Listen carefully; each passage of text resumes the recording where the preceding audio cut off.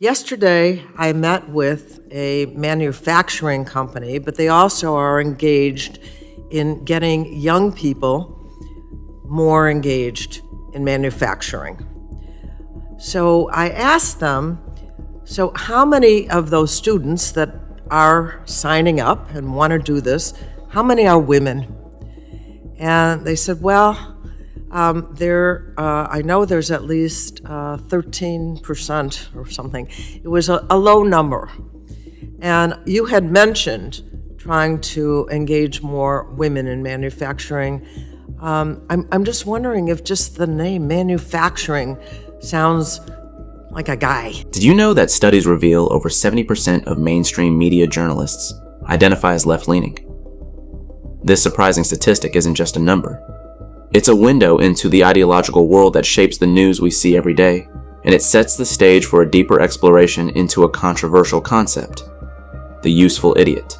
The term, useful idiot, is said to have been coined during the early days of revolutionary politics to describe individuals who, without fully grasping the consequences, unwittingly champion an ideology.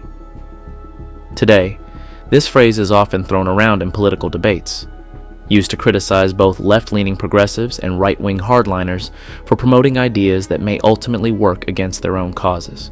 Exceptions in this world. Obviously, I'm a real woman, even though I'm transgender, because I love the kitchen, and I love men, and I love shopping for clothes, and being on my phone. Gosh, I love being on my phone. In the context of leftist movements, a useful idiot is someone who, driven by passion and a desire for justice, adopts and promotes radical ideas without a thorough critical examination of the consequences. Their unbridled enthusiasm, while sincere, can sometimes muddy the message of the broader movement, making it easier for opponents to dismiss progressive goals as naive or extremist. Let's take a closer look at the challenges facing the left today. Progressive movements have, in recent years, aimed to reshape cultural norms and drive social change. Yet, in an era marked by rapid information exchange and social media echo chambers, the line between passionate advocacy and uncritical acceptance of radical ideas has blurred. Some grassroots activists and online influencers, in their bid to support progressive policies, sometimes promote ideas without fully vetting the long-term impacts. For instance, consider the case of online figures who champion sweeping reforms or radical cultural policies. In their eagerness to push for change, these individuals may overlook nuances or potential unintended consequences. Critics argue that when these ideas backfire, whether by alienating moderate voters or by giving fodder to detractors, the entire movement can suffer a blow to its credibility. Some grassroots activists and online influencers, in their bid to support progressive policies, sometimes promote ideas without fully vetting the long-term impacts. For instance, consider the case of online figures who champion sweeping reforms or radical cultural policies. In their eagerness to push for change, these individuals may overlook nuances or potential unintended consequences.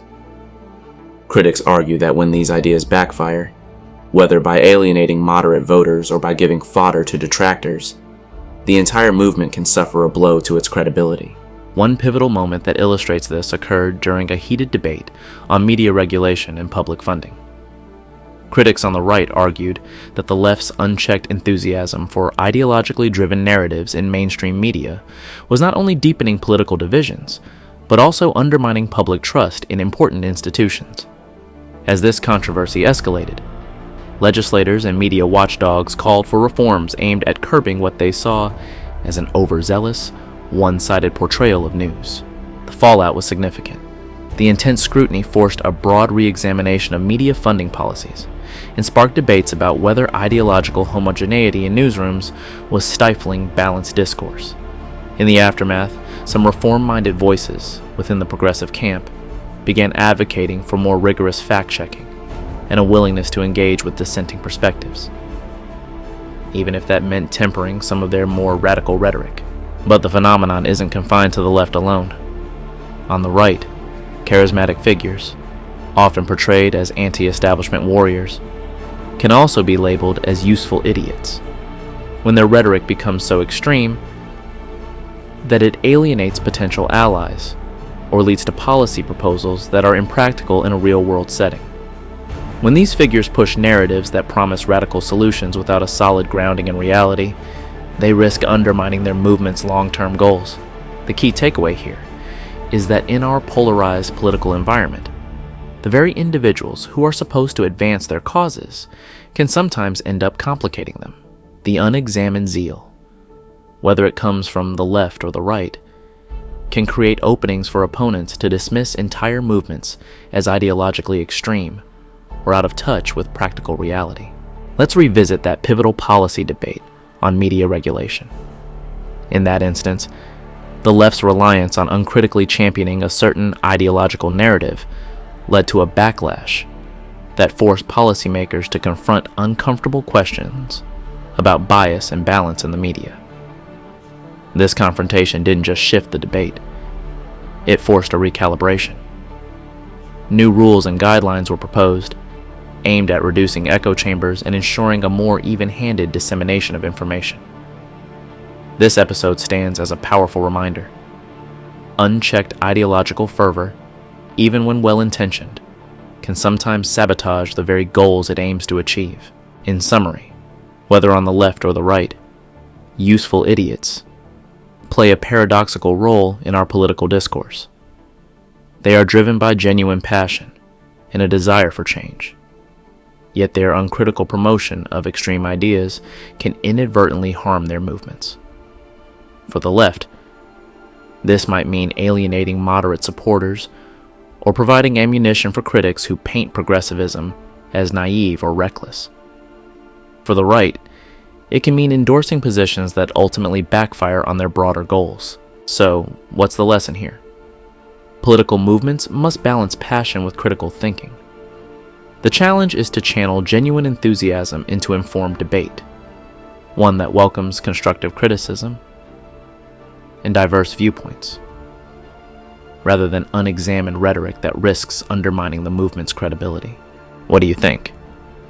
Are these useful idiots inadvertently harming their own causes? Or can they sometimes play a constructive role by energizing the debate? We want to hear your thoughts. Drop a comment below, share this video if you found it insightful, and don't forget to subscribe for more deep dives into political movements and media influence. Everybody deserves to feel safe, and everybody needs to feel safe. I've lived here for 4 years, and there hasn't really been any changes in how people feel safe in the city. My birthday is this Saturday, and all I want is peace and for you to vote yes. Please don't let me down for my birthday. There's a lot of queer people that I love, and to Candy Carlson, you should know to never call someone I'm 7 and I know better. The kids are watching and we're ready to vote you out. Thanks for watching. And remember, in the world of politics, even the unintended can shape history.